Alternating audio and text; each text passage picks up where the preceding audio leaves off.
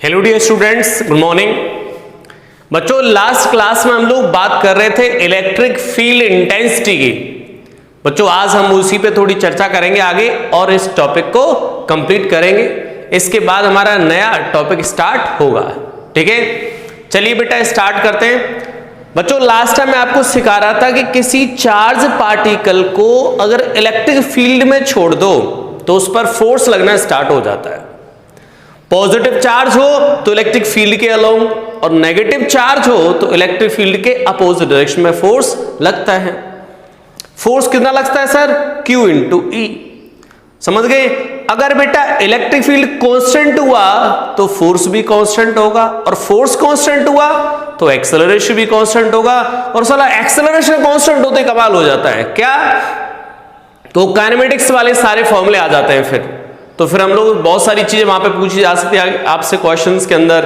Acceleration, speed, work done, displacement, समझ रहे हो, पावर किसी टाइम पर, तो ये सारी चीजें पूछी जा सकती हैं और आपके लिए बहुत आसान होता है बेटा, क्योंकि एक्सेलरेशन कांस्टेंट तो फॉर्मूले आप आसानी से लगा सकते हो। मैंने एक दो क्वेश्चन भी आपको कराया था। अब बेटा आपको मैं वो क्वेश्चन करा दे रहा हूं जब जिसमें इलेक्ट्रिक फील्ड वेरिएबल हो जाए। तो आप समझ गए होंगे बेटा, इलेक्ट्रिक फील्ड वेरी करेगा तो फोर्स भी वेरी करेगा, और फोर्स वेरी करेगा तो एक्सेलरेशन भी वेरिएबल ही आएगा। ठीक है, तो हम कौन सा केस डिस्कस कर रहे हैं बच्चों? इलेक्ट्रिक फील्ड जो है वो कैसा हो जाए कि सर इलेक्ट्रिक फील्ड कैसा हो? वेरिएबल। इलेक्ट्रिक फील्ड कैसा हो? वेरिएबल। आई होप आप समझ गए होंगे। इलेक्ट्रिक फील्ड सब वेरिएबल होगा तो चार्ज पार्टिकल पर लगने वाला फोर्स वेरिएबल, और फोर्स वेरिएबल बच्चों तो एक्सेलरेशन भी वेरिएबल, और एक्सेलरेशन वेरिएबल तो हम काइनेमेटिक्स में चले जाएंगे। फिर एक्सेलरेशन को कैसे लिखते थे बेटा? एक्सेलरेशन याद है किस तरीके से हम लोग एक्सेलरेशन को स्टडी करते थे? ठीक है, एक्सेलरेशन को हम लोग बेटा क्या लिख सकते हैं? डीवी अपॉन dt या v times DV upon dx। समझ रहे हो? एक्सेलरेशन हम लोग इस तरीके से स्टडी करते थे। Acceleration dv equal to DV upon dt या v times dy dx। Clear? चलिए, तो बच्चों में एक एग्जांपल से समझा दे रहा हूं बेटा कि इलेक्ट्रिक फील्ड इस डायरेक्शन में है बट उसकी वैल्यू चेंज हो रही है। v is equal to alpha x square के अकॉर्डिंग। ठीक है, where alpha is a constant, alpha is constant. Okay, आपको पूछा है then find speed of particle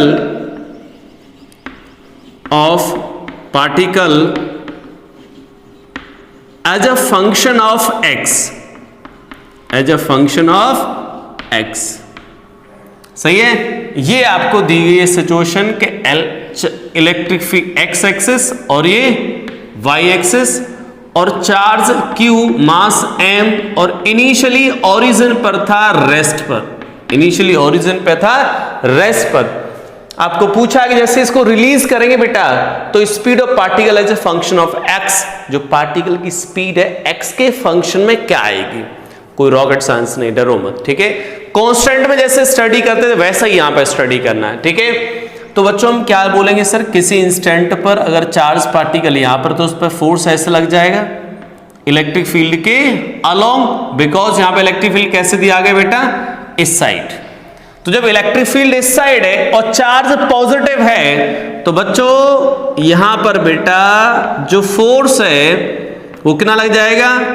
Q into E. Q into E. E की वैल्यू क्या बच्चा? Alpha into x square.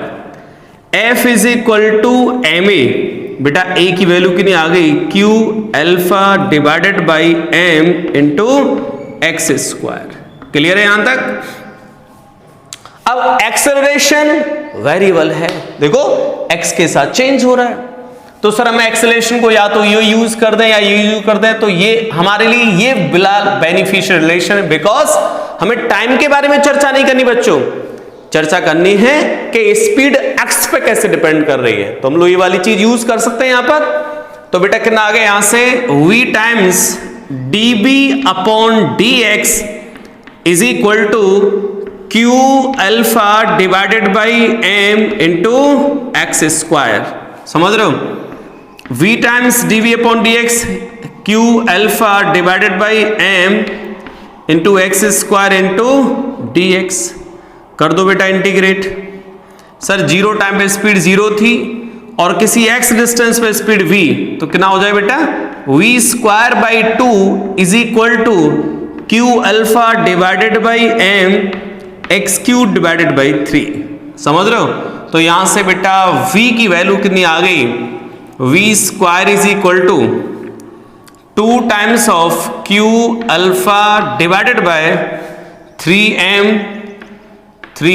Into x cube. बच्चों रूट ले लें इस तरफ, तो ये रूट में आ गया 2q alpha divided by 3m x की पावर 3/2। ये आगे बेटा स्पीड ऐसे डिपेंड करेगी स्पीड x पर, समझ रहे हो। ये आगे बेटा स्पीड के बारे में। अब आपसे ये बोला जाए कि काइनेटिक एनर्जी बताओ as at a distance x, तो आपको स्पीड पता है, काइनेटिक एनर्जी निकाल सकते हो। बोले वर्क डन बताओ ड्यूरिंग डिस्प्लेसमेंट x, तो बेटा वर्क डन ड्यूरिंग डिस्प्लेसमेंट के तरीके मैंने आपको दो बताए थे। क्या आप फोर्स इनटू डिस्प्लेसमेंट से भी निकाल सकते हो, फोर्स निकालो और डिस्प्लेसमेंट निकालो, ठीक है। लेकिन यहां पर बेटा जो फोर्स है वो वेरिएबल है, तो आपको याद है work done by variable force, याद है कैसे निकालते थे, F dot D x integration. और कांस्टेंट फोर्स का वर्क डन कैसे निकालते बेटा, डायरेक्ट एफ इंटू डिस्प्लेसमेंट कर देते हैं। बट यहां पे क्या करना पड़ेगा, आपको इंटीग्रेशन करना पड़ेगा, बिकॉज जो फोर्स है वो वेरिएबल है। दूसरा तरीका वर्क डन निकालने का by WET, change in kinetic energy. तो बेटा हमें स्पीड पता है, बाद में शुरुआत में स्पीड पता है, तो चेंज इन काइनेटिक एनर्जी से आसानी से और स्मार्ट तरीके से आंसर एक लाइन में आ जाएगा। बोलो क्लियर है यहां तक। तो ये शॉर्ट बातें जो है ना, उनको प्रीफरेंस करना सीखो, उनको इंपॉर्टेंस देना सीखो और उनको यूज करना सीखो, ठीक है। उनसे हमारे बेटे कंपटीशन में आसानी होती है, क्वेश्चन को सॉल्व करने में टाइम बचता है, ठीक है। चलिए जी आगे बेटा। अब मैंने ये क्वेश्चन बेटा इस पर बेस्ड कराया है कि जब एक्सेलरेट ई जो है वो कैसा हो, वेरिएबल हो, तब हम किस तरीके से प्रोसीड करेंगे, ठीक है। किस तरीके से बेटा हमें प्रोसीड करना है, ये चीज मैंने इसलिए बताई यहां पर ई के केस में, वेरिएबल के केस में, ठीक है। अब ए में सिंपल क्वेश्चन ले लूं बच्चों, सिंपल क्वेश्चन, एक छोटा सा क्वेश्चन, ठीक है। अगर इलेक्ट्रिक फील्ड कांस्टेंट है, E is equal to constant E naught, कैसा है ये, constant, okay. Electric field constant है इस साइड में, तो आपको पूछा है भाई एक चार्ज पार्टिकल मैंने प्रोटॉन छोड़ दिया, कौन सा, प्रोटॉन, और एक चार्ज पार्टिकल मैंने रिलीज कर दिया alpha particle, alpha particle, clear. ये रेस्ट से स्टार्ट किए बच्चा, ये रेस्ट से हमने इनको छोड़ दिया है, ठीक है। आपसे पूछ रहा है कि भाई इनकी स्पीड्स का रेशियो बताओ, टी टाइम के बाद क्या होगा, समझ रहे हो, स्पीड का रेशियो बताओ टी टाइम के बाद क्या होगा। तो आप बता सकते हैं इनकी स्पीड का रेशियो बेटा, ये v प्रोटॉन और डिवाइडेड बाय v अल्फा, क्या रेशियो होगा after time t, after time t। ऐसे क्वेश्चंस हमसे पूछे जा सकते हैं। टी टाइम के बाद बेटा इनका जो है स्पीड का रेशियो क्या रहेगा।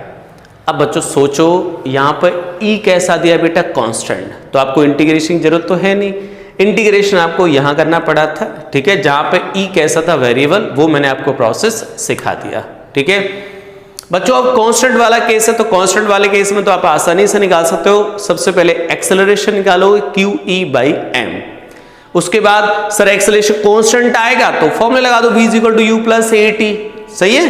तो हम लोग क्या लिखेंगे, इसको डायरेक्ट लिख दें, पार्टिकल की स्पीड कितना आएगा QE, तो प्रोटॉन पर चार्ज कितना होता है बेटा, E के equal Q × E not divide by mass of proton, mass of proton हो गया ये QE/m एक्सेलरेशन। और स्पीड कैसे निकालते हो बेटा, स्पीड कैसे निकालेंगे, v = u + at, शुरुआत वाली स्पीड 0, तो एक्सेलरेशन मल्टीप्लाई बाय टाइम ही तो करना आपको, तो acceleration multiply by time, divided by alpha case में क्या होगा, अल्फा के केस में सर चार्ज कितना आएगा, अल्फा का मतलब होता है बेटा हीलियम न्यूक्लियस, यानी कि इस पे चार्ज कितना होता है 2 टाइम्स ऑफ प्रोटॉन के चार्ज के इक्वल, तो 2 टाइम्स ऑफ ई हो जाएगा।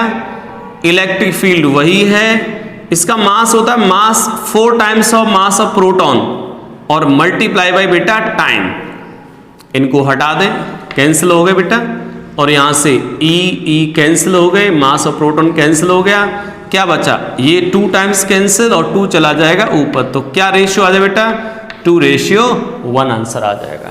सही है, आसानी से कर सकते हो बेटा, कोई तकलीफ वाली बात नहीं है। ठीक है, चलिए बच्चों इसको नोट कर देते हैं। बेटा ये इलेक्ट्रोस्टैटिक में देखो चीजों को कनेक्ट किया जा रहा है, मतलब जो 11th क्लास का जो पोर्शन है उसको कनेक्ट किया जा रहा है, तो आप अच्छे तरीके से क्लैरिटी के साथ इन चीजों को आराम से पढ़ सकते हैं, सीख सकते हैं। ओके, चलिए अब बेटा मैं नेक्स्ट कंसेप्ट सिखा रहा हूं आपको, ध्यान से समझना भाई। अब मैंने बेटा वो क्वेश्चन सिखा दिया आपको जिसमें इलेक्ट्रिक फील्ड कांस्टेंट है, तो चार्ज पार्टिकल कैसे ट्रेवल करेगा। सही है, एक्सेलरेशन कांस्टेंट है।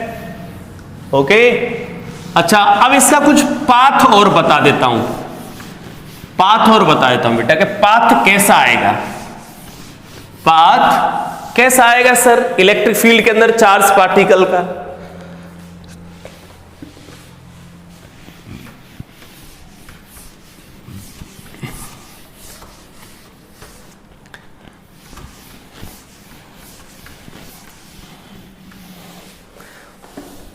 बेटा क्या सीख रहे बच्चों, path of charge particle in electric field. Electric field में सर जो पार्टिकल किस पाथ को फॉलो करेगा, वो पाथ क्या आएगा।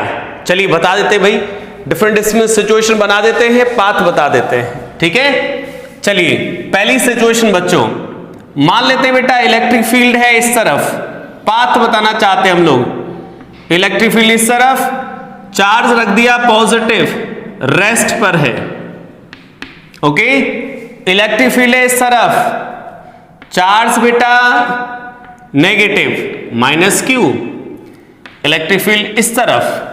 ठीक है, क्या पाथ आएगा सर बच्चों, इस पे फोर्स किधर लग जाएगा सर इस डायरेक्शन में, और वो फोर्स इसको ऐसे ले जाएगा, तो पाथ क्या आ जाएगा बच्चों यहां पर स्ट्रेट लाइन। इस केस में बच्चों नेगेटिव चार्ज, फोर्स ऐसे लग जाएगा, कैसा पाथ आ जाएगा यहां पर स्ट्रेट लाइन। तो इस केस में पाथ कैसा आ जाएगा स्ट्रेट लाइन, और सर यहां भी स्ट्रेट लाइन पाथ। ओके, यानी कि चार्ज पार्टिकल को बच्चों अगर हम लोग इलेक्ट्रिक फील्ड के अंदर रेस्ट से छोड़ देते हैं, उसका पाथ कैसा आएगा स्ट्रेट लाइन। ठीक है, पहला केस, पहली वाली situation, if Q at rest, Q at rest, बेटा Q at rest, charge particle rest पर होगा, तो कैसा पाथ आएगा बेटा स्ट्रेट लाइन पाथ। ओके, चलिए नेक्स्ट सिचुएशन बनाते हैं हम लोग। सर ये सिचुएशन क्या कहेगी, इलेक्ट्रिक फील्ड है बेटा इस तरफ, इलेक्ट्रिक फील्ड इधर, और मैंने इस चार्ज पार्टिकल को इस तरफ प्रोजेक्ट कर दिया, पॉजिटिव चार्ज को, इनिशियल वेलोसिटी दे दी, कुछ इनिशियल वेलोसिटी दे दी, क्या आएगा सर पाथ यहां पर ये इलेक्ट्रिक फील्ड इधर है बेटा, चार्ज नेगेटिव है -q, और स्पीड दे दी इधर। ओके, कैसा पाथ आएगा बच्चों बताना है हमें। ठीक है, इनिशियल स्पीड देते हैं, यहां रेस्ट पे था बच्चों, यहां पर हमने क्या दिया वेलोसिटी सही है, पैरेलल और एंटी पैरेलल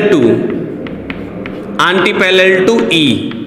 सही है, वेलोसिटी बेटा या तो पैरेलल हो जाए एंटी पैरेलल हो जाए, दोनों केस में मैंने पैरेलल ही दिए, यहां पर एंटी पैरेलल भी बोल सकते हैं, कोई दिक्कत नहीं है। ये इलेक्ट्रिक फील्ड इधर और चार्ज पार्टिकल की वेलोसिटी इधर दे दी हमने v, ठीक है, कैसा पाथ आएगा हमें ये बताना है। ठीक है बच्चों, चलिए कैसा आएगा पाथ बेटा यहाँ पर, तो आप समझ रहे होंगे सर इलेक्ट्रिक फील्ड इधर है, चार्ज पार्टिकल पॉजिटिव तो उस पर फोर्स ऐसे लगेगा, ये भी स्ट्रेट लाइन होगा, तो यहां पर straight line, okay straight line. Sir यहां पर नेगेटिव है, तो सर नेगेटिव है तो फोर्स अपोजिट लगेगा, और ये जा इस तरफ रहा है तो बेटा अभी जाके जाके जाके कहीं स्पीड जीरो हो जाएगी और वापस लौट जाएगा। तो ये भी कौन सा पाथ है बेटा, स्ट्रेट लाइन पाथ ही है। देखो स्टूडेंट ऐसा मत सोचना कि सर ये जिस रास्ते से गया था कैसे दूसरे रास्ते से लौटेगा, नहीं, उसी रास्ते को फॉलो करेगा, जिस रास्ते से गया था उसी रास्ते पर रिवर्स डायरेक्शन में लौट जाएगा। मतलब ऐसे जा रहा था, रेस्ट पर हुआ, वापस चला गया। अब देखो 11th क्लास की सारी चीजें यहां पे कनेक्ट की जाती हैं। सर अगर बॉडी की जो स्पीड है वो जीरो हो जाए, तो जीरो होने का मतलब बेटा कंसेप्ट ये कहता है कि वहां पर डायरेक्शन मोशन रिवर्स हो जाता है, चेंज हो जाता है। जैसे फेंका इसको ऊपर, वेलोसिटी जीरो हुई तो वापस आना स्टार्ट हो गया, जीरो होने से पहले ऊपर जा रहा था, जीरो होने के बाद वापस, यानी वेलोसिटी जहां जीरो हो जाती है वहां पर बच्चों डायरेक्शन ऑफ मोशन चेंज, मतलब चेंज नहीं बोलूंगा, अपोजिट हो जाती है। ये बिल्कुल स्टेटमेंट सही है। ठीक है, तो बेटा यहां पर वेलोसिटी जीरो हुई और पार्टिकल ने वापस पलटी मार दी। ऐसे पलटी मार क्वेश्चंस करते हैं 11th क्लास के अंदर। ठीक है, तो इस तरीके से चला जाएगा। पाथ अभी भी कैसा होगा, स्ट्रेट लाइन। पाथ अभी भी कैसा होगा बेटा, यहां पर स्ट्रेट लाइन। सर यहां बताओ इलेक्ट्रिक फील्ड इधर इधर, तो सर इस पर फोर्स उधर लगेगा, तो यहां भी किस डायरेक्शन में, इधर इस डायरेक्शन में। लेकिन यहां भी कैसा होगा sir, straight line path, straight line path, straight line path. ठीक है, तो अब हमारे दिमाग में चीजें सेट हो गई कि चार्ज अगर रेस्ट पर है या फिर वेलोसिटी इलेक्ट्रिक फील्ड के पैरेलल हो या एंटी पैरेलल हो, उस केस में पाथ स्ट्रेट लाइन ही आएगा। ओके, चलिए नेक्स्ट बात करते हैं बच्चों। Sir if velocity perpendicular to electric field, velocity perpendicular to electric field, कैसा पाथ आएगा बेटा यहां पर, इलेक्ट्रिक फील्ड ऐसे, इलेक्ट्रिक फील्ड ऐसे समझ लो बच्चों, इलेक्ट्रिक फील्ड इधर, और मैं यहां पर ग्रेविटी को नेग्लेक्ट अज्यूम करके चल रहा हूं बच्चों, इलेक्ट्रिक फील्ड नेग्लेक्ट है यहां पर, ये इधर, तो चार्ज पार्टिकल को मैंने वेलोसिटी दे दी इधर इस डायरेक्शन में, वेलोसिटी है सपोज u। अब बताओ कैसा पाथ आएगा, इसका पाथ बताना है हमें। तो मान लेते हैं बेटा यहां पर ओरिजिन है अगर x और ये y, और यहां से चार्ज को रिलीज किया, ओरिजिन है यहां पर। अब बेटा पाथ की इक्वेशन बताने के लिए हमेशा x और y में एक रिलेशन बताना होता है, समझ रहे हो, तभी तो आप पाथ की इक्वेशन बता पाओगे। पाथ की इक्वेशन यही आएगी। ठीक है, तो सबसे पहले हमें x और y में एक रिलेशन बताना पड़ेगा। ओके स्टूडेंट्स, तो हम लोग किस तरीके से बता सकते हैं, चलिए देखते हैं बेटा। तो x और y बताने हमें t टाइम पर लिख लेते हैं x और y क्या। ओके चलिए, तो इसका पाथ बताना है बेटा। पाथ की इक्वेशन बताने के लिए हमें क्या करना पड़ता है, x और y t टाइम पर आइडेंटिफाई करने होते हैं। सर t टाइम पर आइडेंटिफाई कर देते हैं। तो बच्चों इस तरफ जो फोर्स लगेगा, फोर्स किस डायरेक्शन में लगेगा सर, पॉजिटिव चार्ज है Q और M, फोर्स किस साइड में लग जाएगा बेटा, इलेक्ट्रिक फील्ड के अलोंग, तो फोर्स लग गया बेटा इस साइड, कितना लग जाएगा सर, Q इंटू E। अगर हम लोग E को कांस्टेंट मान के चलें, क्योंकि हमें रास्ता बताना है, यहाँ पे E को वेरिएबल कांस्टेंट, वेरिएबल मानने की कोई जरूरत नहीं है, कांस्टेंट है भाई। तो फोर्स इस साइड लग जाए तो इधर एक्सेलरेशन जनरेट हो जाएगा बेटा, एक्सेलरेशन डेवलप हो गया, और इधर कोई एक्सेलरेशन, देखो इलेक्ट्रिक फील्ड की वजह से एक्सेलरेशन इस साइड है, एक्स एक्सिस में इलेक्ट्रिक फील्ड कांस्टेंट, और इस डायरेक्शन में एक्सेलरेशन। ओके ओके, चलिए तो बच्चों इस डायरेक्शन में एक्सेलरेशन, और सर इधर कोई एक्सेलरेशन है ही नहीं, तो जब एक्सेलरेशन इस तरफ है तो वेलोसिटी इस तरफ डेवलप होगी, बट सर इधर एक्सेलरेशन नहीं है तो वेलोसिटी चेंज ही नहीं होगा, मतलब कांस्टेंट रहेगा, मतलब y डायरेक्शन में वेलोसिटी कैसा, कांस्टेंट।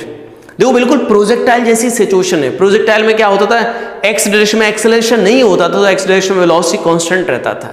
ठीक है, y डायरेक्शन में एक्सेलरेशन होता तो y डायरेक्शन में वेलोसिटी चेंज होती थी। तो यहां पर बेटा x डायरेक्शन में एक्सेलरेशन है तो वेलोसिटी चेंज हो जाएगी x में, बट y में कोई चेंज आने वाला नहीं है। तो बेटा t टाइम पर x कोऑर्डिनेट क्या लिखूंगा, t टाइम पर x कोऑर्डिनेट क्या आएगा sir, initial velocity zero x direction में, ut plus half A D square, ut 0 हो गया, 1/2 a की वैल्यू q e बाई m acceleration into T square, equation number 1।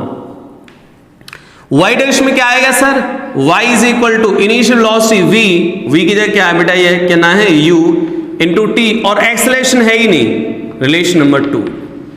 Okay, अब हम क्या करें बच्चों, x और y में से हमें क्या करना पड़ता है, टाइम को एलिमिनेट करना पड़ता है। तो टाइम को एलिमिनेट कर दें, तो टाइम की वैल्यू पुटअप करो बेटा, तो x की वैल्यू क्या आगे बताओ, x इज इक्वल टू आ गया sir q e by 2m multiplied by time का स्क्वायर, तो y square upon x, y square upon कितना हो जाएगा ये, y square upon u square. Okay, तो x और y में कैसी इक्वेशन आ गई बेटा, पैराबोलिक। अरे भाई x जो है वो कैसा आ रहा है बेटा, x directly proportional to y square, तो कैसा आएगा, पैराबोलिक। ओके, पैराबोलिक कर्व आ जाएगा। क्लियर है यहां तक, समझ रहे हो ये। तो बेटा हम बात कर सकते हैं, बेटा बात कर सकते हैं हम लोग, ठीक है, कि सर यहां पे जो पाथ हो वो कैसा होगा, पैराबोलिक पाथ। यानी बच्चों मैंने आपको 3 सिचुएशंस बताई हैं। पहली सिचुएशन, चार्ज पार्टिकल रेस्ट पर है, स्ट्रेट लाइन आएगा। चार्ज पार्टिकल पॉजिटिव है, नेगेटिव है, और इलेक्ट्रिक फील्ड के पैरेलल या एंटी पैरेलल ट्रेवल कर रहा है, उस केस में क्या आएगा, स्ट्रेट लाइन। चार्ज पार्टिकल बच्चों इलेक्ट्रिक फील्ड के परपेंडिकुलर ट्रेवल कर रहा है, किस पाथ पर ट्रेवल करेगा बच्चों, पैराबोलिक पाथ पर। बोलो क्लियर है यहां तक। चलिए इसके बाद हम लोग बेटा नेक्स्ट कॉन्सेप्ट सीखते हैं, इसको नोट कर लेते हैं भाई। ओके, इसके बाद बेटा हम सीखते हैं बैलेंसिंग ऑफ चार्ज। ठीक है, क्या सीखे बेटा इसके बाद, balancing of charge. Okay, balancing of charge, sir balancing of charge क्या रामायण है, चलिए हटा देते हैं इसको यहां से।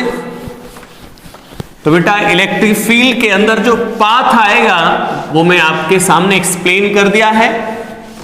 अब बच्चों हम सीख रहे हैं balancing of charge in electric field. कभी कभार ऐसे क्वेश्चंस आ जाते हैं इस पर बेस्ड, ठीक है। चलिए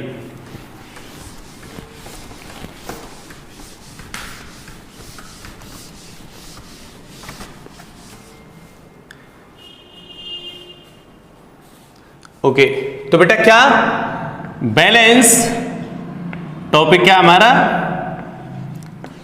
balance of charge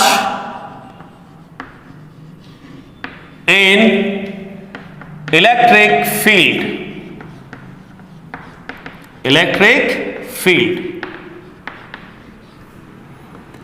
electric field में चार्ज को बैलेंस करेंगे बच्चों, चार्ज को बैलेंस करेंगे इलेक्ट्रिक फील्ड के अंदर, समझ रहे हो। यहां पे हम लोग electric field and gravitational field, gravitational field, gravitational field को भी हम यहां कंसीडर कर ले रहे हैं। वैसे तो मैं आपको स्टार्टिंग बता चुका हूं कि ग्रेविटेशनल फील्ड, जो ग्रेविटेशनल फील्ड है बेटा वो क्या है, इलेक्ट्रोस्टैटिक फील्ड के कंपेयर में 10 to the power 36 times small है, तो हम उसको नेग्लेक्ट ही करते हैं जनरली, ठीक है। बट कहीं पे हमें कंसीडर करना पड़े तो कंसीडर भी करना पड़ेगा भाई, ऐसा छोड़ना है कि उसको बिल्कुल हटा दिया, ठीक है। चलिए तो बच्चों बैलेंस कैसे करते हैं, सर मान लेते हैं चार्ज पार्टिकल है, एक चार्ज बॉडी है, इस पर चार्ज है Q और मास है बेटा M। अगर इलेक्ट्रिक फील्ड है इस डायरेक्शन में, इलेक्ट्रिक फील्ड है इस डायरेक्शन में इलेक्ट्रिक फील्ड, तो बच्चों फोर्स कैसे लगे इस पर, Q इंटू E। अगर सर इसको बैलेंस करना है तो mg, बेटा ये जो Q E की वैल्यू किसके इक्वल होनी चाहिए, mg के इक्वल। ओके, अगर यहां पर चार्ज पार्टिकल नेगेटिव होता तो बेटा इलेक्ट्रिक फील्ड को हमें डाउनवर्ड लगाना पड़ेगा, तभी तो फोर्स अपवर्ड लग पाएगा। Q इंटू E और mg कहां पर, डाउनवर्ड। तो बेटा बैलेंसिंग कंडीशन में QE किसके इक्वल होना चाहिए, QE is equal to mg in balancing situation, balancing situation. Okay, balancing situation में ऐसा होना चाहिए। ठीक है, अब इसी बात पे छोटी छोटी 2 क्वेश्चन पूछ लेता हूं, इसके बाद एक छोटा सा टॉपिक है, छोटी सी बात थी बताना था भाई। ठीक है, छोटा क्वेश्चन पूछ लेता हूं बेटा। इसी के अंदर हमें ये पूछा है find value of electric field, find value of electric field to balance a electron in air under gravity। बच्चों ग्रेविटी के अंडर में इलेक्ट्रॉन को बैलेंस में रखने के लिए कितने इलेक्ट्रिक फील्ड की रिक्वायरमेंट है, ये पूछा है। क्या करोगे बच्चा, इलेक्ट्रिक फील्ड इलेक्ट्रॉन की बात कर रहे हैं तो -e चार्ज होगा इस पर, मास m होगा सर me, mg कहां लग जाएगा, डाउनवर्ड। सबसे पहले तो इलेक्ट्रिक फील्ड को आपको डाउनवर्ड लगाना पड़ेगा, तभी तो फोर्स अपवर्ड लगेगा, q इंटू ई। इलेक्ट्रिक फील्ड की वैल्यू पूछे सर बैलेंस करने के लिए, तो क्या कर दोगे यार, सिंपल है, कितना हो जाएगा QE, तो E इंटू ई, अरे बेटा चार्ज का मैग्नीट्यूड इस पे E होता है, इलेक्ट्रिक फील्ड E, और मास m इंटू जी। E की वैल्यू कितनी आ गई बच्चों, mg डिवाइडेड बाय E। यहां से अगर हम लोग सॉल्व करें तो कितना आ जाएगा, इलेक्ट्रिक फील्ड की वैल्यू, मास, अब याद है मास कितना होता है बेटा, मास ऑफ इलेक्ट्रॉन। अब मास ऑफ इलेक्ट्रॉन याद होना चाहिए आपको। अब कितना होता था इलेक्ट्रॉन का मास जो है, याद है मास ऑफ इलेक्ट्रॉन 10⁻³ kg होता है लास्ट में, जो फैक्टर होता है। ठीक है, तो हम लोग यहां से जो मास लिख सकते हैं बेटा, अब मुझे एग्जैक्ट तो याद नहीं है, 9.1 इंटू 10⁻31 kg, ऐसा मान के चल रहा हूं जैसा मेरे दिमाग के अंदर है, और कोई मिस्टेक होगी तो इसको इंप्रूव कर लेंगे भाई। और इलेक्ट्रिक फील्ड 1.6 इंटू 10⁻16 कूलाम इस पे चार्ज होता है। यहां से हम निकाल पाएंगे बेटा वैल्यू ऑफ इलेक्ट्रिक फील्ड इस तरीके से। ठीक है, ये अब ये मासेस वगैरह आप लोग याद रखो बेटा। ओके बच्चों, तो इस तरीके से ये वैल्यू आ गई इलेक्ट्रिक फील्ड की कि सर इतना इलेक्ट्रिक फील्ड रिक्वायर्ड होगा इस इलेक्ट्रॉन को बैलेंस करने के लिए। ठीक है, इस बैलेंस वाले पे क्वेश्चंस पूछे जा सकते हैं। जैसे मैं आपको एक क्वेश्चन पूछ लूं बच्चा, ये if a charged particle, if a charged particle, बच्चों charge particle Q and M, charge Q mass M is balanced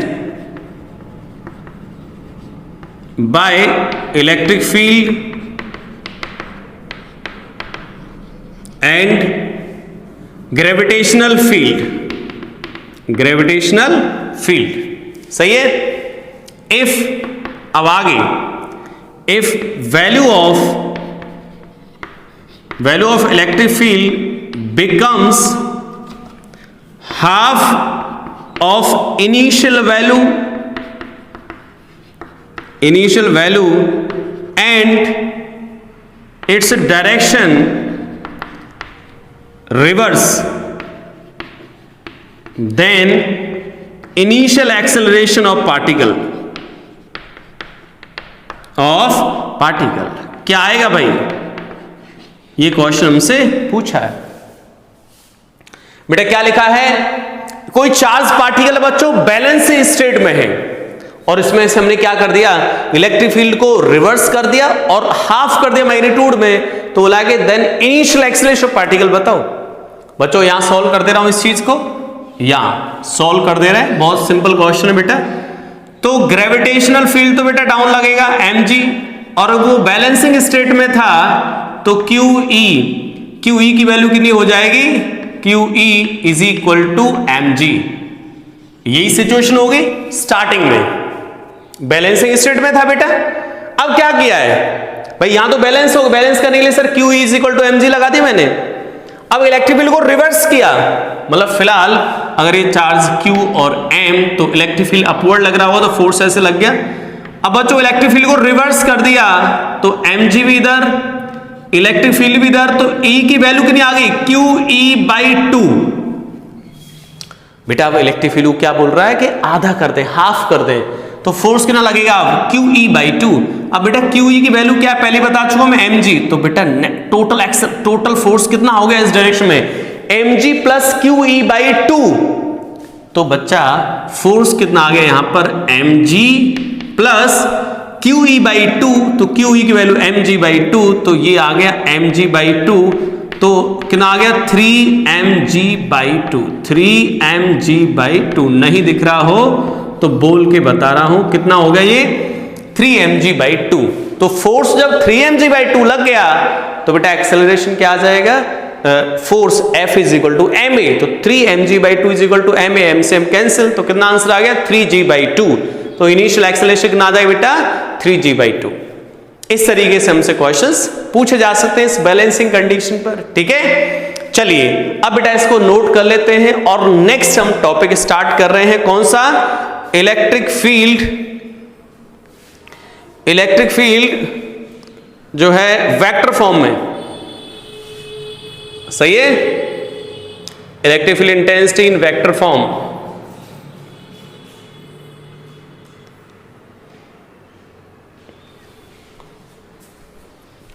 okay,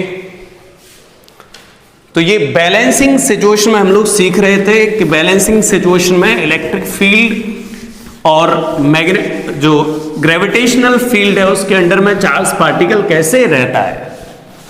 अब बच्चों हम नेक्स्ट जो टॉपिक है हमारा चार्ज इलेक्ट्रिक फील्ड, जो electric field intensity in vector form.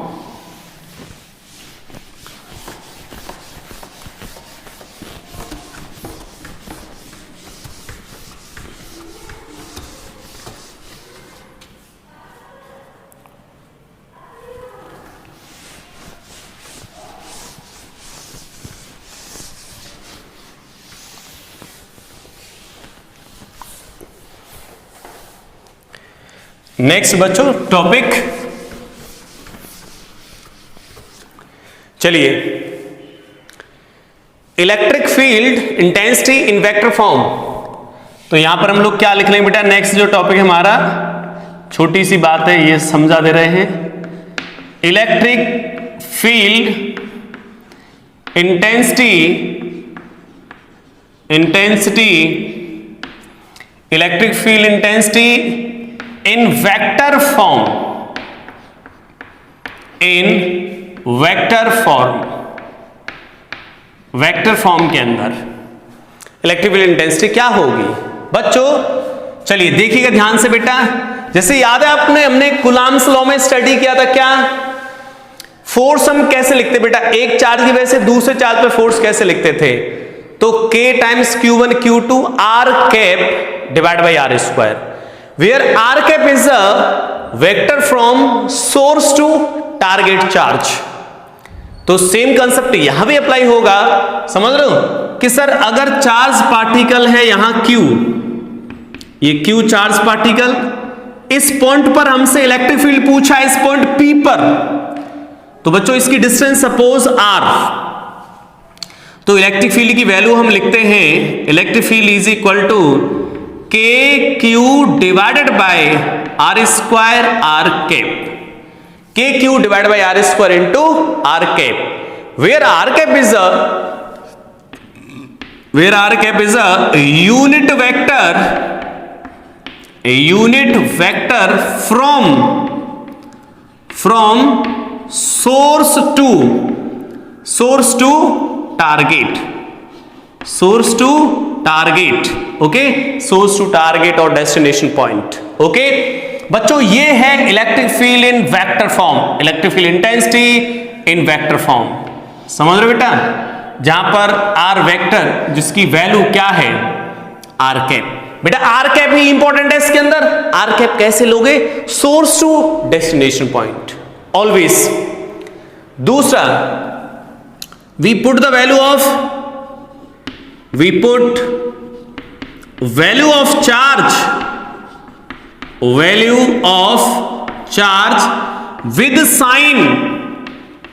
With sign के साथ वैल्यू पुटअप करोगे चार्ज की, पॉजिटिव है या नेगेटिव है, साइन मैटर करेगा। स्केलर फॉर्म में बेटा हम साइन कंसीडर नहीं करते, बट वेक्टर फॉर्म जब भी यूज करोगे, चाहे कूलम्ब्स वेक्टर फॉर्म हो, चाहे electric field intensity in the vector form हो, तो यहां पर क्या यूज करना पड़ेगा बच्चों, हम लोगों को साइन कंसीडर करना पड़ेगा। समझ गए यहां तक? अच्छा सर ये नेगेटिव होता तो भाई माइनस क्यू हो जाता है यहां पर, ठीक है। लेकिन ऑलवेज पोजीशन वेक्टर क्या आएगा बच्चों, गलती यहां होती है स्टूडेंट से, unit vector from source to target होना चाहिए।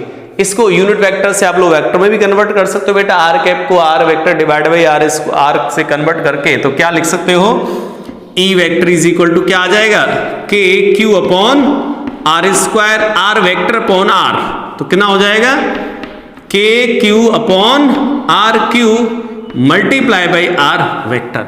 इस तरीके से हम लोग लिख सकते हैं। इंपॉर्टेंट चीज बेटा R vector from source to target, that is important. For example यहां पर बेटा मैं एक क्वेश्चन से समझाऊं आपको, फाइंड इलेक्ट्रिक फील्ड इंटेंसिटी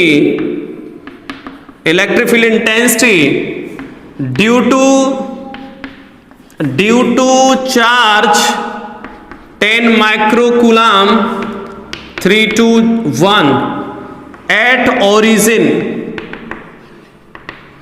सही है बेटा, क्या पूछा आपसे, find electric field intensity due to charge 10 microcoulomb. 10 microcoulomb की वजह से इलेक्ट्रिक फील्ड इंटेंसिटी पूछ रहा है।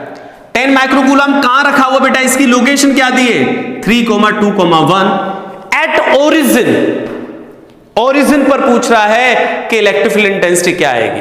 तो आप क्या करोगे बेटा, पोजीशन वेक्टर ड्रॉ करोगे, source to origin. Position vector कैसे ड्रॉ करो बेटा, सोर्स टू, और भाई अरे सोर्स कौन है बेटा यहाँ पे, चार्ज क्या होता है, सोर्स। कहां पूछा है, किस पॉइंट पर पूछा, डेस्टिनेशन पॉइंट क्या है यहाँ पर, ओरिजिन। तो हम लोग वेक्टर कैसे ड्रॉ करेंगे बेटा, जो सोर्स है वहां से ओरिजिन की तरफ, यानी कि टारगेट की तरफ। सोर्स और टारगेट पहचानना सीखो। तो जहां चार्ज रखा है दैट इज सोर्स, और जहां पूछा गया है ये क्या आ जाए बेटा, टारगेट। क्या हो जाएगा ये, टारगेट। तो कितना आ जाएगा, इलेक्ट्रिक फील्ड की वैल्यू कितनी हो जाएगी बेटा, के की वैल्यू कितनी होती है, 9 इंटू, डायरेक्ट लिख दूं यहां पर 9 × 10⁹ के। क्यू की वैल्यू 10 माइक्रोकूलम, कूलम में कन्वर्ट कर दूं, डिवाइडेड बाई आर क्यूब, अभी लिखूंगा आर क्यूब। आर वेक्टर कैसे लिखा जाए बेटा, सोर्स टू टारगेट। तो सोर्स टू टारगेट लिखने के लिए सर हम क्या करते हैं, जब मुझे सोर्स टू टारगेट लिखना था बेटा, तो टारगेट वाले कोऑर्डिनेट में सोर्स वाले कोऑर्डिनेट सब्ट्रैक्ट कर दो। तो बेटा 0 0, समझ लो क्या आ जाएगा, तो -3i cap -2i cap -k cap, ये हो जाएगा। अरे बेटा इतना तो समझते होंगे कि सोर्स कहां पर है बेटा, 3, 2, 1 पर, और टारगेट है बच्चों 0, 0 पर। तो ये वेक्टर कैसे आइडेंटिफाई करते हो, ये सोर्स हो गया, ये टारगेट हो गया, तो वेक्टर कैसे आइडेंटिफाई करते हो बेटा, इस कोऑर्डिनेट में से कोऑर्डिनेट सब्ट्रैक्ट करते तभी तो ये वेक्टर मिलता है। नहीं आया भाई, अरे 11th क्लास में वेक्टर के टर्म में, वेक्टर में समझा जाता ना बेटा ये सब कुछ, ठीक है। चलिए तो ये आ गया हमारे सामने, और इसकी सर मैग्नीट्यूड निकाला तो कितनी आ जाएगी, मैग्नीट्यूड निकालें तो √3 का होल स्क्वायर, -2 का होल स्क्वायर, और -1 का होल स्क्वायर, और इसकी पावर 3, ये आ जाए बेटा electric field intensity in vector form. ठीक है, इस तरीके से हम लोग कैलकुलेट कर सकते हैं आसानी से। ओके, कोई प्रॉब्लम यहां तक बच्चों? यहां पर बच्चों स्टूडेंट से गलती सिर्फ और सिर्फ यहां पर होती है सोर्स टू टारगेट को सेलेक्ट करने में। कोई दिक्कत यहां तक, कंफ्यूजन? चलिए अब बच्चों मैं आपको नेक्स्ट टॉपिक सिखाऊंगा, इसको नोट कर देते हैं यार। Electric field intensity in vector form था ये, ठीक है। अब इसमें कई सारे प्रॉब्लम हो सकते हैं भाई।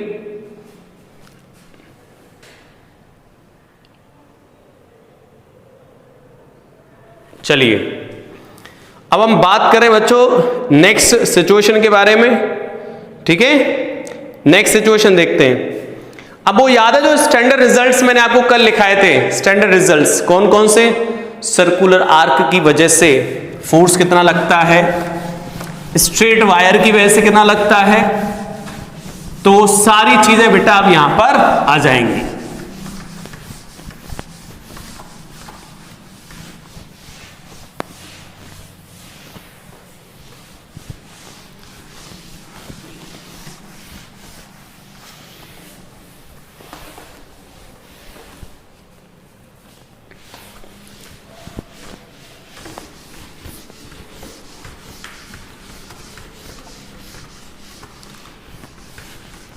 बेटा प्रॉपर तरीके से नोट्स बनाना और चीजों को मेंशन करना सीक्वेंस वाइज, सिस्टमेटिक और शॉर्ट ट्रिक के साथ जो भी चीजें समझाई जाती है।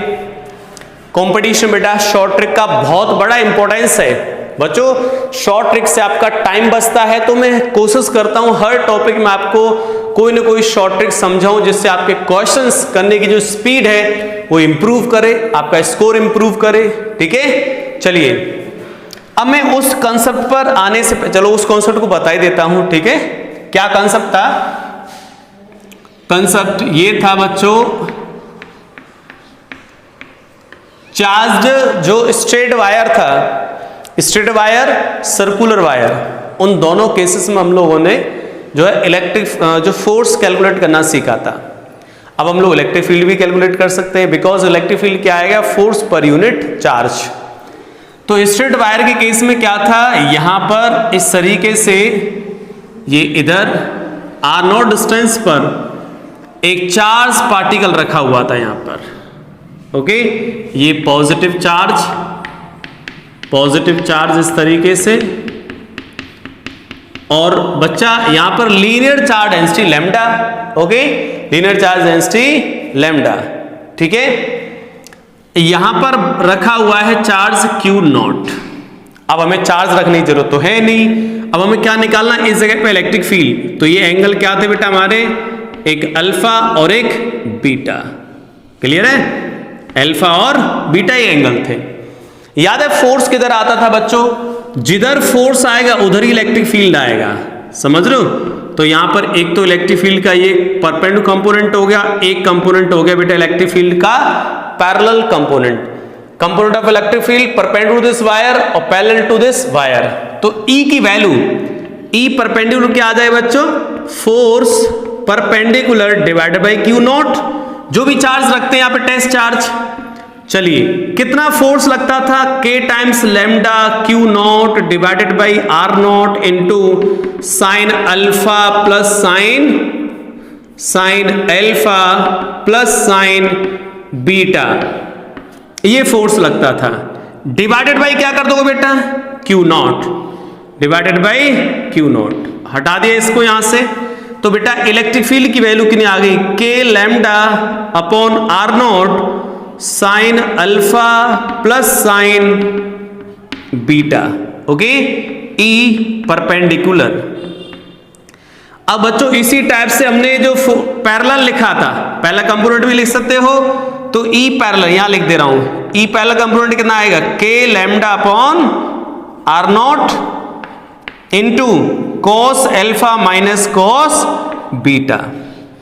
अब जो भी बेटा मैंने वहां पे स्पेशल केसेस बताए थे वो यहां भी स्पेशल केस आएंगे, बट मैं उनको मेंशन नहीं कर रहा हूं बिकॉज मैं आपको बता चुका हूं वहां पर, ठीक है। यहां पर बच्चों क्या है?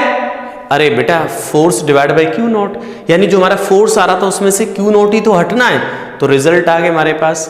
अब मैंने स्पेशल केस आपको डिस्कस किए थे कि इनफाइनाइट हो जाए, सेमी इनफाइनाइट हो जाए, समझ लो, ये सारी चीज मैंने एक्सप्लेन की थी, ठीक है। अब सर्कुलर आर्क के केस में क्या था बेटा?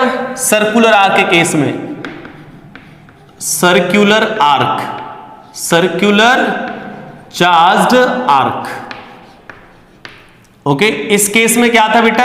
याद है रिजल्ट कि सर ये पॉजिटिव, ये इस तरीके से, ये बच्चों ये पॉजिटिव है और यहां पर फील्ड पूछा है इसके सेंटर पर, क्या आएगा फील्ड, तो बच्चों में फोर्स पता होना चाहिए, तो बच्चा ये पॉजिटिव है, तो बच्चों टेस्ट चार्ज हमेशा पॉजिटिव रखते हैं बेटा, ये पॉजिटिव है तो टेस्ट चार्ज को ये रिपेल करेगा, जब रिपेल करेगा तो फोर्स इधर लगेगा तो इलेक्ट्रिक फील्ड भी इधर होगा, तो इलेक्ट्रिक फील्ड आ जाएगा इस तरफ, और कितनी वैल्यू आएगी 2 times of k lambda divided by r और sine half angle sine theta by 2, अगर टोटल एंगल कितना है थीटा, तो बेटा क्या कर दोगे इस पार्ट को 2 पार्ट में डिवाइड करोगे, तो this is angle theta by 2, ठीक है, ये आ जाएगा इलेक्ट्रिक फील्ड। अगर सर यही सर्कुलर चार्ज्ड आर्क कैसा हुआ, नेगेटिवली चार्ज्ड, कैसा हुआ बेटा, नेगेटिवली चार्ज्ड, नेगेटिव चार्ज है इस पर, तो बच्चों यहां पर जो इलेक्ट्रिक फील्ड है वो किधर आ जाएगा, इस चार्ज आर्क की तरफ, ठीक है, इस आर्क की तरफ आ जाएगा, और ये एंगल कितना आएगा theta by 2 half angle, value तो उतनी आएगी, वैल्यू तो सेम रहेगी बेटा। तो पॉजिटिव और नेगेटिव होने से सिर्फ क्या डिफरेंस आ रहा है बच्चों, अगर ये पॉजिटिव हुआ तो अवे हो जाएगा इलेक्ट्रिक फील्ड, और नेगेटिव हुआ तो टुवर्ड्स आर्क हो जाएगा इलेक्ट्रिक फील्ड, ठीक है, ये डिफरेंस आ रहा है दोनों में, समझ जाओगे इतना। चलिए एक दो क्वेश्चन कराया तो बेटा मैं इन पर बेस्ड, ठीक है, इस पर जैसे हमने स्पेशल केसेस डिस्कस किए थे, अब यहां पर इन पर बेस्ड में एक दो क्वेश्चन करा लेता हूं, सिंपल है, डरना मत, बहुत इजी है यार कॉन्सेप्ट। बच्चों कंपटीशन में काम इस पर होता है कि कंपटीशन में बच्चे को कितनी अच्छी तरीके से कॉन्सेप्ट पता है, प्लस उसको अप्लाई करने का तरीका और शॉर्ट ट्रिक कितने अच्छे से उसको आती है, ठीक है। अब कंपटीशन में ये नहीं है कि भाई इसको पहले ड्राइव करो, ठीक है, फिर रिजल्ट निकालो, अरे कंपटीशन क्या मतलब यार, आपने कैसे ड्राइव किया, उसको मतलब है रिजल्ट निकाल भाई, ठीक है। चलिए तो मैं आपको एक क्वेश्चन लिखा रहा हूं इस पर बेस्ड, देखिएगा ध्यान से। अरे यार नोट नहीं किया, इसको नोट करना बहुत जरूरी है।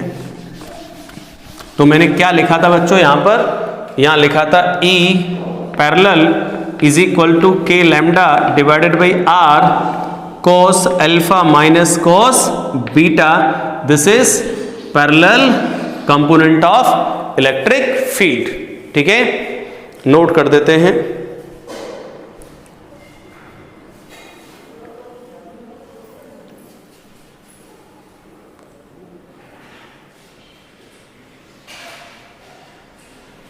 ओके चलिए अब इन पर कुछ क्वेश्चंस देख लेते हैं। बहुत ही इजी कॉन्सेप्ट है बेटा, बहुत आसान, बहुत सिंपल तरीके से हम लोग इस पर क्वेश्चंस लगा सकते हैं। आपको यही याद रखना है, direction of electric field away from the positive charge and towards the negative charge, चाहे आर्क हो चाहे सिंपल जनरल वे में बात करें हम लोग, इलेक्ट्रिक फील्ड की डायरेक्शन क्या आएगी बेटा, away from positive charge and towards the negative charge, okay. चलिए तो बात करते हैं क्वेश्चंस की, सिंपल क्वेश्चन से स्टार्ट करते हैं। ये इलेक्ट्रिक फील्ड की बात करें यार, इलेक्ट्रिक फील्ड की डायरेक्शन क्या होगी सर, ये मैंने आपको बता दिया है, away from positive and towards the negative, okay. चलिए तो यहां से हम लोग बोलेंगे क्वेश्चन के बारे में इस तरीके से, यहां पर बेटा ये एक इस तरीके की सिचुएशन है, यहां पर ये एंगल 90 डिग्री और ये वाला पोर्शन है ही नहीं यहां पर, ठीक है, और ये पोर्शन भी यहां पर नहीं है, इसकी रेडियस है r, this radius also r, positive charge ये, और यहां भी पॉजिटिव चार्ज है। आपको बताना है कि सेंटर पर यहां पर इलेक्ट्रिक फील्ड की वैल्यू क्या आएगी, value of electric field at this point, linear charge density lambda, linear charge density lambda, okay. यहां पर इलेक्ट्रिक फील्ड इंटेंसिटी क्या आएगी सेंटर पर, कैसे बताएंगे सर हम लोग। तो बच्चों बस आपको इस कंसेप्ट में ये ध्यान रखना है कि इलेक्ट्रिक फील्ड की direction away from positive charge and towards the negative charge. दूसरा जो इलेक्ट्रिक फील्ड होता है वो इस चार्ज कंप्लीट जो आर्क है इसको 2 पार्ट में डिवाइड करता है, 2 इक्वल पार्ट में डिवाइड करता है, ठीक है। तो अगर हम लोग इसका सॉल्यूशन करें सर तो क्या आ जाएगा बताओ? इस पॉजिटिव की वजह से इलेक्ट्रिक फील्ड आएगा इधर, suppose this electric field E1, और इस पॉजिटिव की वजह से इलेक्ट्रिक फील्ड आएगा सपोज इस तरफ E2। तो बेटा एक इलेक्ट्रिक फील्ड है इधर दैट इज E1 और एक इलेक्ट्रिक फील्ड है बच्चों इस तरफ दैट इज E2। E1 इसकी वजह से है तो क्या लिखेंगे? 2 times of k lambda divided by r sine half angle. बच्चों टोटल एंगल 90 है तो हाफ एंगल कितना आ जाएगा बच्चों यहाँ पर 45 डिग्री। अरे भाई फॉर्मूले में क्या आता था? θ/2 आता था। θ/2 का मतलब है हाफ एंगल। ओके, तो टोटल 90 तो हाफ कितना आ जाएगा 45। ओके, E2 कितना आएगा बच्चों? 2k lambda divided by r, half angle कितना आ जाएगा 90 डिग्री। क्लियर है? तो यहां पर बच्चों वैल्यू कितनी आ गई 1/√2, तो k लैम्डा अपॉन कितना हो जाएगा √2 टाइम्स ऑफ r, तो √2 k lambda divide by r, और ये कितनी हो जाएगी 2k lambda divided by r। तो बच्चों कौन सी वैल्यू ज्यादा है? सर ये वैल्यू ज्यादा है तो नेट इलेक्ट्रिक फील्ड किधर आ जाएगा? डाउनवर्ड डायरेक्शन में। समझ रहे हो बेटा? डाउनवर्ड डायरेक्शन में आ जाएगा तो नेट इलेक्ट्रिक फील्ड आ जाएगा इस तरफ E नेट। कैसे निकाल दो बेटा? इस वाले फील्ड में से ये वाला फील्ड खत्म कर दो, तो k लैम्डा ले लो common, k lambda divide by r common ले लो बेटा, तो क्या बचेगा 2 माइनस √2, ये आ जाएगा। ठीक है, आसानी से हम लोग सॉल्व कर सकते हैं। ओके, आसानी से सॉल्व कर सकते हैं भाई। ठीक है, नेक्स्ट क्वेश्चन की बात कर लेता हूं मैं। नेक्स्ट क्वेश्चन बच्चों ये इस तरीके का आर्क है, सर्कुलर आर्क मान लेते हैं इधर, ये इस डायरेक्शन में,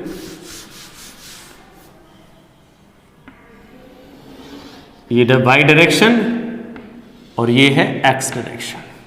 ठीक है बच्चों, यहां पर ये वाला तो दिया गया हमें पॉजिटिव और ये दिया गया बच्चों negative. Linear charge density lambda, linear charge density lambda. यहां पर पूछा है कि भाई इलेक्ट्रिक फील्ड बताओ इस ओरिजिन पॉइंट पर, तो क्या करो बेटा? अब ये दो आर्क हैं सर, एक पॉजिटिव और एक नेगेटिव। बहुत ही सिंपल है यार, बहुत इजी। ठीक है, अब पॉजिटिव की वजह से जो इलेक्ट्रिक फील्ड आएगा वो इस हाफ पार्ट में डिवाइड करता हुआ आ जाएगा इधर, E ड्यू टू पॉजिटिव। बच्चों जो इलेक्ट्रिक फील्ड की डायरेक्शन याद रखनी है आपको, एक तो अवे फ्रॉम पॉजिटिव चार्ज और टुवर्ड्स अ नेगेटिव चार्ज। दूसरी चीज आर्क को दो पार्ट में डिवाइड करते हुए डायरेक्शन आती है आर्क को, तो आर्क बेटा ये यहां पे इतना है तो इसको दो पार्ट में डिवाइड करते हुए डायरेक्शन ड्रॉ कर दो। अब ये आर्क यहां पे इतना है तो इसको दो पार्ट में डिवाइड कर ये आर्क ड्रॉ कर दो, तो ये इधर आ जाएगा डायरेक्शन। ठीक है, तो ये ड्यू टू नेगेटिव और ड्यू टू पॉजिटिव। अगर ये दो डायरेक्शन में डिवाइड कर रही है तो सर ये 45 डिग्री हो तो सामने भी 45 हो जाएगा, तो ये भी क्या आएगा बेटा 45। ठीक है, तो इलेक्ट्रिक फील्ड जो हमारे सामने कैसे आ गया बेटा? एक तो है सर इधर E due to positive arc और एक है इस तरफ E due to negative charge.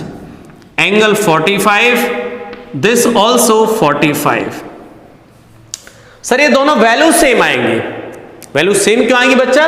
क्योंकि ये भी लैम्डा सर, ये भी लैम्डा, ये भी 90 डिग्री, ये भी 90 डिग्री, तो दोनों वैल्यू सेम आएंगी।